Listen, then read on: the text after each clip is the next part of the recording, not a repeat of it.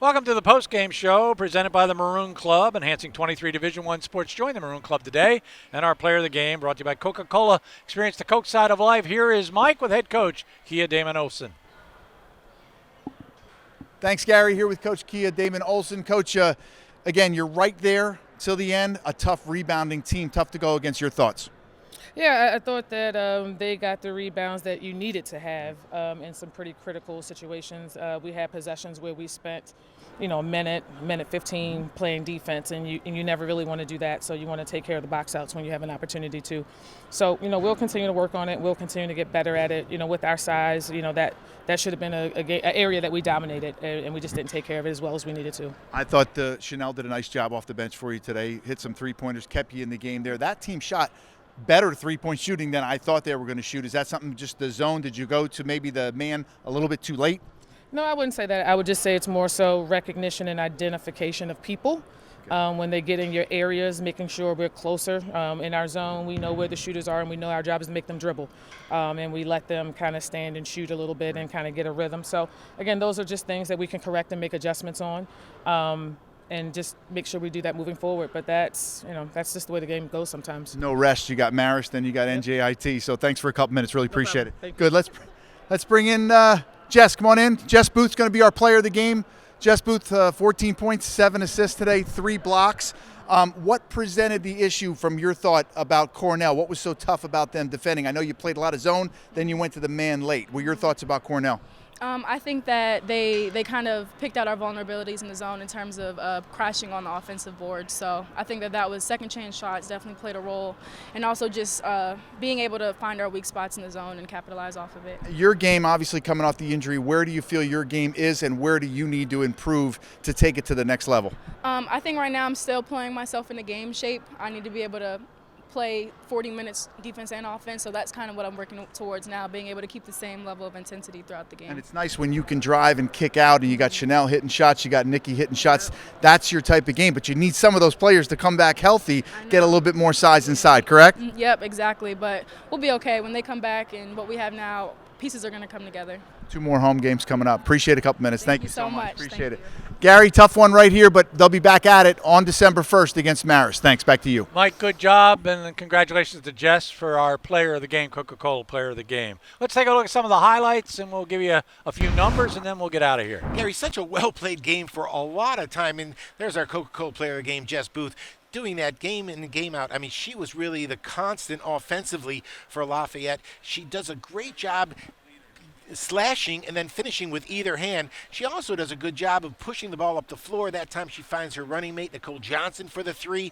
And then Lafayette's defense doing a nice job. Here's Nicole Johnson. And again, finding Booth. She returns the favor. Jess gets to the rim, finishes again strong. I'll tell you, though, Olivia Snyder, this little turnaround jump shot, they had such balance. This is Shannon Mulroy. So you just saw Olivia do it, and then you see Mulroy do it, and I really did like the way Nicole Johnson stepped up and made shots. Cornell, though, they such great balance inside, outside. They can score around the bucket. They could take it outside. Look at this spin move by Booth. Boy, she just can play. She finishes so many different ways. And then Carter downtown. I'll tell you, she hit that. That was probably the backbreaker right there. And then a nice pass high-low. That was Andrews finding Naomi Gampo down low. Shannon Mulroy was absolutely a thorn in the Leopard side all game long. Carter again struggles from 15 feet, back her out to 30, and she's deadly. And that was the name of the game today. And Cornell's defense just doing such a good job. Look at this pass from Mulroy to Mbenefo. And, Cornell out of the Ivy League, they're picked 7th. If this is a 7th-place team in the Ivy League, that's a much stronger league than I thought. There's Olivia Snyder again with that mid-range jump shot. She's so effective with it. Again, great interior passing. Mbenefo with that spring and athleticism. Booth just keeps coming at you. I think there's a lot of bright spots.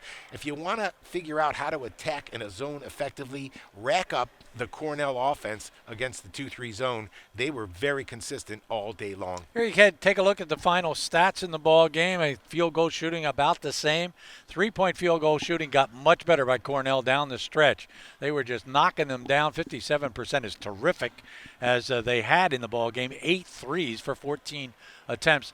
The rebounding number really hurts, John.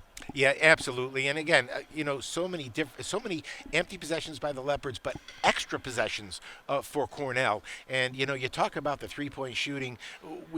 They hadn't come in as a real prolific 3-point shooting team. They don't take that many. We thought they'd take between 12 or 15. You never figured making 8 out of 15. Mulroy with a terrific ball game, 23 points. Jess Booth with 14. Snyder a great all-around game, as she had 12 rebounds in the ball game to go with her 8 points. Michaela Wilson with double-figure rebounds.